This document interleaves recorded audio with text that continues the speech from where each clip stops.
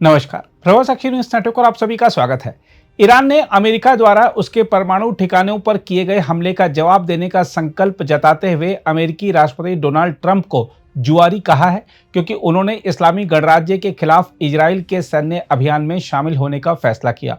हम आपको बता दें कि ट्रंप द्वारा ईरान के परमाणु ठिकानों पर बड़े पैमाने पर बंकर भेदी बम गिराने के बाद से ईरान ने बार बार प्रतिशोध की धमकी दी है। इस बीच ईरान ने इजराइल पर मिसाइलें दागना जारी रखा है, लेकिन अब तक उसने अमेरिका के खिलाफ सीधे कोई कार्रवाई नहीं की है। ईरान ने ना तो अमेरिकी ठिकानों पर हमला किया है और ना ही फारस की खाड़ी के मुहाने से गुजरने वाली वैश्विक तेल आपूर्ति को निशाना बनाया है। ईरान के केंद्रीय सैन्य मुख्यालय के प्रवक्ता इब्राहिम जोल्फकारी ने एक वीडियो बयान में ट्रंप को धमकी देते हुए कहा है कि मिस्टर ट्रंप, जुआरी हैं आप यह युद्ध शुरू कर सकते हैं, लेकिन इसे खत्म हम करेंगे। हम आपको यह भी बता दें कि ईरान की यह तीखी प्रतिक्रिया ट्रंप के उस सोशल मीडिया पोस्ट के बाद आई है जिसमें उन्होंने ईरान में सत्ता परिवर्तन की बात कही है। ट्रंप ने ईरान के कट्टर धार्मिक शासकों को हटाने की बात कही है, जो 1989 की ईरानी क्रांति के बाद से अमेरिका के मुख्य विरोधी रहे हैं। ट्रंप ने लिखा है कि शासन परिवर्तन का शब्द इस्तेमाल करना राजनीतिक रूप से सही नहीं है, लेकिन अगर मौजूदा ईरानी शासन ईरान को फिर से महान नहीं बना सकता तो शासन परिवर्तन क्यों नहीं होना चाहिए। उन्होंने लिखा मीगा यानी make Iran great again. Trump ने साथ ही ईरान के परमाणु ठिकानों पर किए गए सटीक हमलों के लिए अपने सैन्य बलों को भी सराहा है। हम आपको यह भी बता दें कि इजराइल द्वारा 13 जून को अचानक हमला शुरू किए जाने के बाद से ईरानी सुरक्षा तंत्र इन हमलों का भी प्रभावी जवाब नहीं दे पाया है। अब ईरान की सबसे प्रभावी जवाबी धमकी यही हो सकती है कि वह फारस की खाड़ी से वैश्विक तेल आपूर्ति को रोकने की कोशिश करे। यदि ईरान इस जलमार्ग को बंद करता है तो इससे वैश्विक तेल कीमतें आसमान छू सकती हैं, विश्व अर्थव्यवस्था पटरी से उतर सकती है और अमेरिका की 5वीं नौसेना बेड़े से सीधे टकराव की नौबत आ सकती है, जो बहरीन में तैनात है। हालांकि अमेरिकी विदेश मंत्री मार्को रूबियो ने कहा है कि अगर ईरान ऐसा करता है तो यह उनके लिए आर्थिक आत्महत्या होगी और हम इसके लिए तैयार हैं।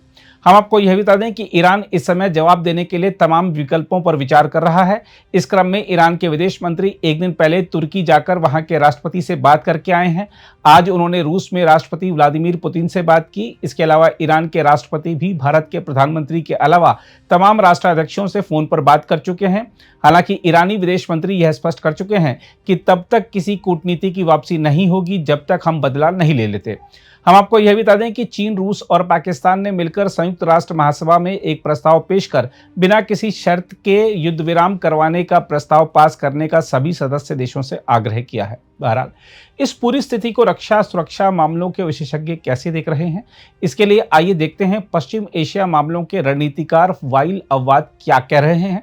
फिर आपको दिखाएंगे विदेश मामलों के विशेषज्ञ रविंदर सचदेव और सुशांत सरीन की प्रतिक्रियाएं। देख लो, अब सबसे बड़ी नुकसान हो गया हिंदुस्तान में, क्योंकि आजकल वहाँ पर सारी दुनिया मालूम हुई है, फूड सिक्योरिटी मतलब ऑयल सिक्योरिटी और डायस्पोरा में हिंदुस्तान में बहुत है। वहाँ पर हमारे जीसीसी देश में जो आप समझ लो कम से कम 90 लाख लोग हैं।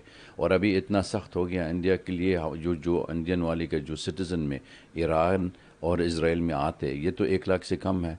अभी आप समझ लो 90 लाख लोग कहाँ जाएंगे। इसलिए अगर ये युद्ध में बढ़ जाते, जंग हो रहा है, ज़्यादा होता है, तो बहुत ख़तरनाक है। तो इंडिया के लिए सबसे बात भी कि प्रधानमंत्री खुद बताया था, जब तक यूक्रेन रशिया युद्ध हो रहा है, वो कह रहे आज ज़माना है, युद्ध के लिए ज़माना नहीं है, एरा डिफरेंट एरा। तो इसलिए वो तो शांति मांग रहे, डायलॉग मांग रहे हैं, दोनों तरफ बातचीत कर जाते तो हो जाएगी। मतलब अगर ये पॉलिटिकल डायलॉग होना चाहिए और किसी अलावा कुछ नहीं हो सकता। युद्ध में कभी आप हल का मसला नहीं हो सकता किसी दुनिया में। History teach us also like this. लेकिन इंडिया में वो खुद बता रहे, उनकी इंडिया फर्स्ट मतलब number 1 stakeholder in the reason.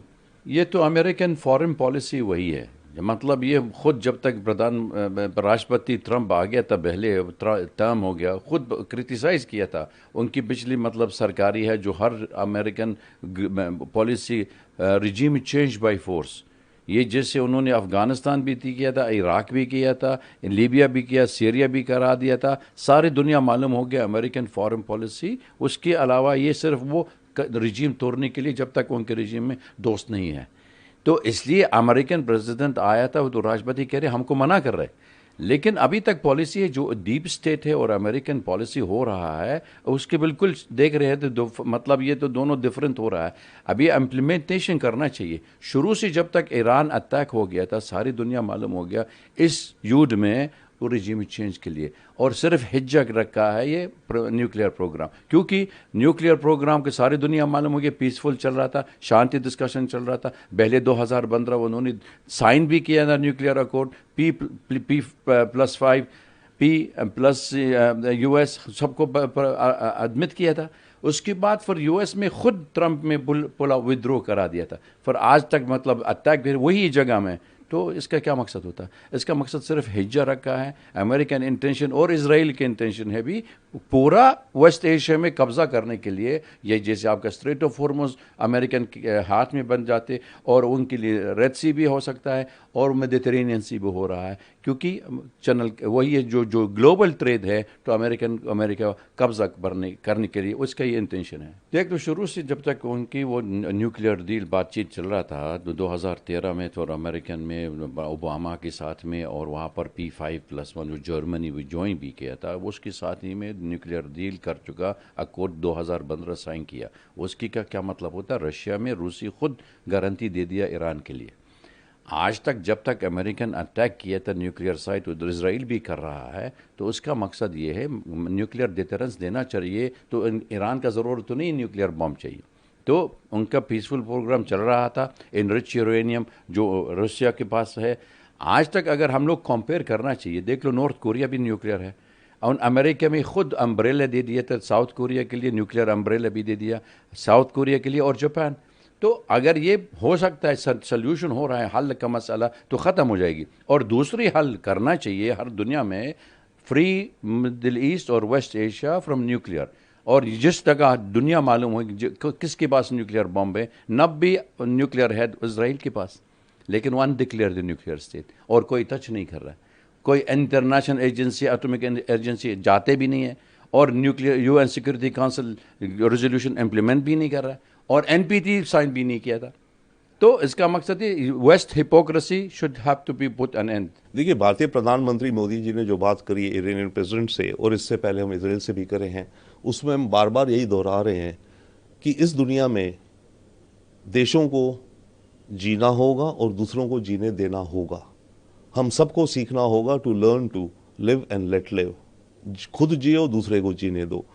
यही मैसेज, और कोएग्जिस्ट करो और डायलॉग करो। तो यही मैसेज प्राइम मिनिस्टर ने कल प्रेसिडेंट ईरान को दिया होगा। इवैक्यूएशन शायद मेरे ख्याल से करीब 4 से 5 हज़ार भारतीय हैं वहाँ से जिनको इवैक्यूएशन होना है। भारतीय सरकार बहुत एफिशिएंट और स्मार्ट और फॉरवर्ड लुकिंग है इस मुद्दे में, मैंने देखा है पिछले कई वर्षों से। राइट, यमन हुआ, सूडान हुआ, यूक्रेन हुआ, और इन सब केसेस में भारत केवल अपने ही नेशनल्स को नहीं दूसरे देशों के नेशनल्स को भी लाता है। हमारी जब कैपेबिलिटी है भाई, जब हम एक वर्ल्ड पावर, हमारी क्षमता है, तो हम औरों को भी तो हेल्प करें, खास करके ग्लोबल साउथ को। तो अभी और होंगी इवैक्यूएशंस एंड ये बहुत अच्छा कदम है क्योंकि चिंता है सबको। जी हाँ, जो डोनाल्ड ट्रंप कह रहे हैं ये बात तो बिल्कुल चर्चा में है, और चर्चा में ही नहीं कार्यक्रम में भी है। Israeli Mossad agencies, American special agencies and all Iran के अंदर ऑलरेडी बदलाव के काफ़ी कुछ काम कर रहे हैं। ये ईरान के अंदर इनके एजेंट्स हैं, डबल एजेंट्स हैं, इंसर्जेंसी फैलवा रहे हैं और रिजीम चेंजिंग का ऑब्जेक्टिव है। अब उसे खुलेआम कहें या ना कहें, बट रेजीम चेंज यानी कि ये जो इस्लामिक लीडरशिप है इसको बदलना होगा, क्योंकि अभी न्यूक्लियर वेपन आपने निकाल दिया, 10 साल बाद, 20 साल बाद, 50 साल बाद कुछ और ये खतरा कर दें इसराइल को। नेतन्याहू को और ट्रंप को इस खतरे को हमेशा के लिए ख़त्म करना है। देखिए, यूएन की जो बैठक है इसका बॉटम लाइन ये है, इसका ज़ीरो इफेक्ट होगा, क्योंकि जो भी बातें यूनाइटेड नेशंस जनरल असेंबली में होती हैं, यूएन सिक्योरिटी काउंसिल में हो, जो भी हो रेजोल्यूशन, अमेरिका उनको वीटो करेगा। अब जब वीटो हो गया तो उसके ऊपर यूनाइटेड नेशंस की एडमिनिस्ट्रेटिव मशीनरी कुछ काम नहीं कर सकती, तो इनका कोई फर्क नहीं पड़ेगा। बट हाँ, दुनिया का वर्ल्ड ओपिनियन किस तरफ है, क्या जा रहा है, क्या परेशानी है, उसका एक प्लेटफॉर्म है ये, वो भी जरूरी प्लेटफॉर्म है, नो डाउट। देखिए, ईरान डेफिनेटली रशिया की तरफ देख रहा है। ईरान ने रशिया की एक तरह से कहे तो मदद भी करी है, जो सुना जाता है उस शुरू यूक्रेन वॉर में ड्रोन्स दिए, और टेक्नोलॉजी खैर अब ट्रांसफ़र हो गई है रशिया को। तो इस समय यस, ईरान का अगर कोई स्ट्रांग पार्टनर आ सकता है इस समय, केवल और केवल रशिया है। चाइना आएगा नहीं। चाइना अपने को दुनिया में एक स्टेट्समैन दिखाना चाहता है, और कोई और बड़ी शक्ति नहीं है ईरान के साथ, छोटी भी शक्ति नहीं है। रशिया ही एक मात्र अच्छा स्ट्रांग पार्टनर है जो ईरान को मिल सकता है, पर वो स्ट्रांग पार्टनर भी ईरान के लिए कुछ ज़्यादा नहीं कर सकता। देखिए, अगर ईरान स्ट्रेट ऑफ हॉर्मुज को ब्लॉक करेगा तो उसका अव्वल तो दुनिया की तेल की कीमतों पे असर पड़ेगा, तेल महंगा हो जाएगा, महंगाई बढ़ेगी दुनिया भर में, भारत में भी। अव्वल तो ये हो जाएगा। सेकेंडली, ये इमीडिएट कोई रिवेंज तो नहीं है ना, बदला तो नहीं है। ईरान को इस समय कोई बदला लेना है, ठीक है। इससे दुनिया में इकोनॉमी में उथल पुथल होगी, 3-6 महीने तेल की कीमतें, ऑयल शॉक, स्टॉक मार्केट्स गिर रही हैं, ये वो हो रहा है, बट इमीडिएट रिवेंज तो नहीं है ना। तो ईरान को कुछ और भी करना पड़ेगा इसके अलावा, जो देखा जाए कि इंस्टेंट वो पंच बैक कर रहा है। देखिए, अभी तो पता नहीं है कि कितना नुकसान कितना पहुंचाया गया है। जो ईरान की जो परमाणु फैसिलिटीज़ थी उनको कितना नुकसान पहुंचाया गया। अब अमेरिका के जो राष्ट्रपति हैं वो तो ये दावा कर रहे हैं कि बिल्कुल हमने ख़त्म कर दिया, ज़मीन बोझ कर दिया उसको, लेकिन क्या एक्चुअली वो हुआ है? क्योंकि कुछ ऐसी भी खबरें आ रही हैं जिसमें ये बताया जा रहा है कि वहाँ से कुछ सामान ऑलरेडी निकाल लिया था ईरानियों ने, और अगर वो जो फैसिलिटीज़ हैं जो वहाँ पर बनी हैं उनको अगर पूरी तरीके से नुकसान नहीं पहुँचा तो फिर क्या और इस तरीके के हमले होंगे या अब यहाँ पर ही बात रुक गई है? तो एक तो ये पहलू है कि कितना नुकसान एक्चुअली पहुँचा है, उसकी हमारे पास कोई पुख्ता इत्तलात नहीं है। दूसरी चीज़ ये है कि अगर नुकसान पहुँचा है या नहीं है, ईरान अब क्या, उसकी क्या प्रतिक्रिया होगी? क्या वो बोलेगा कि ठीक है, अब आपने कर दिया जो करना था, अब हम मेज़ पे जाते हैं और इस मामले को सुलह सफाई से सुलझाते हैं? या ईरान कहेगा कि नहीं, अब अगर आपने क्योंकि हमारे ऊपर हमला करा तो अब हम उसका बदला लेंगे, और जैसे कि वहाँ से बयान आ रहे हैं कि अब ये कभी ख़त्म होने वाली युद्ध बन गया है, क्या वो उस रास्ते पे जाएंगे?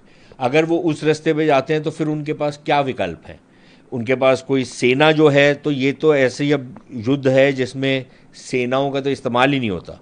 यहाँ तो हवाई जहाज़ और मिज़ाइल्स और नॉन कॉन्टैक्ट वॉरफेयर जिसको बोलते हैं वो हो रहा है। तो ईरान के पास कुछ मिज़ाइलें हैं, वो क्या सिर्फ इजराइल के ऊपर दागेंगे कि या वो अमरीकी जो अड्डे हैं उनके ऊपर भी दागेंगे? अमरीकी जो युद्धपोत हैं समुद्र में उनके ऊपर दागेंगे? और अगर वो ये करते हैं तो फिर अमेरिका किस तरीके का प्रहार करेगा उनके ऊपर? तो ये भी एक बहुत बड़ा सवाल है। और इसी के साथ साथ अगर वो अमरीकी अड्डों के ऊपर जो बाकी अरब दुनिया में है वहाँ पर अगर हमला करते हैं तो क्या ये जो युद्ध है ये और ज़्यादा इसका फैलाव होगा या नहीं होगा? मेरे ख्याल ये बहुत सारे सवाल हैं जिसका किसी के पास अभी जवाब नहीं है। एक और जो चीज़ ईरान कर सकता है वो ये है कि जो स्ट्रेट ऑफ हॉर्मुज़ है, जहाँ से दुनिया का बहुत सारा तेल जो है, लगभग 30-35% जो दुनिया का तेल है समुद्री रास्ते से सारी दुनिया में फैलता है, अगर वो वहाँ पर कोई अड़चन लगाता है या रोक देता है या उस सारे वाटरवे को ब्लॉक कर देता है तो फिर तो सारी दुनिया के ऊपर असर पड़ता है, भारत के ऊपर भी असर पड़ता है। हमारे लिए एक तो ये है कि तेल उपलब्ध होगा कि नहीं होगा। अगर तेल की उपलब्धि हम कर भी लें और देशों से, रूस से, आप अंगोला से या नाइजीरिया से, इंडोनेशिया से, वेनेजुएला से, और बहुत सारे देश हैं जहाँ से हम तेल ले सकते हैं, लेकिन फिर उसका दाम कितना बढ़ेगा? अभी भी दाम बढ़ चुका है तेल का, लेकिन अगर तेल का दाम आसमान को छूना शुरू कर देता है तो फिर तो हमारी अर्थव्यवस्था पे बहुत बुरा असर पड़ेगा। सिर्फ हमारी पे नहीं पड़ेगा, सभी पे पड़ेगा। सारी विश्व की जो अर्थव्यवस्था है वो चरमरा जाएगी। तो एक तो वो भी फैक्टर रहेगा। फिर हमारे लिए मुद्दा ये है कि अगर समुद्र के रास्ते बंद होते हैं तो फिर हमारे जो व्यापार है दुनिया भर के साथ जो पश्चिम की तरफ से जाता है, उसका एक तो खर्चा बहुत बढ़ जाएगा, दूसरा उसमें समय बहुत लगेगा, तो वो एक अलग तरीके का हमारे ऊपर नुकसान होगा। और फाइनली हमारे लोग रहते हैं खाड़ी के देशों में, और अगर युद्ध फैलता है तो उनके ऊपर अगर कोई आंच आती है तो फिर भारत सरकार की ये जिम्मेदारी हो जाएगी उनको निकाला जाए। ईरान से तो निकाल सकते थे क्योंकि कोई बहुत ज़्यादा तादाद नहीं है ईरान में, लेकिन जो खाड़ी के देश हैं वहाँ तो बहुत बड़ी तादाद है लोगों की, तो कैसे निकालेंगे उनको? तो बहुत प्रॉब्लम्स तो हैं।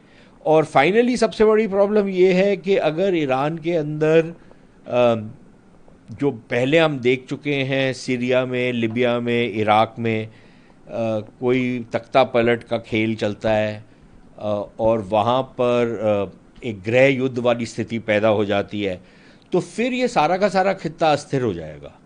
और वो जो अस्थिरता है वो भारत की तरफ भी आएगी, हमारे नेबरहुड में आएगी, तो उसके भी एक बहुत बड़ा खतरा रहेगा। लेकिन अभी देखते हैं, ये सारा कुछ भविष्य में है, इमीडिएटली तो कुछ नहीं होगा। अगर आप भी लेना चाहते हैं देश दुनिया की तमाम जानकारी तो आज ही सब्सक्राइब करें हमारे चैनल को। साथ ही नीचे दिए बेल आइकन को जरूर दबाएं ताकि हर अपडेट आप तक पहुंच सके।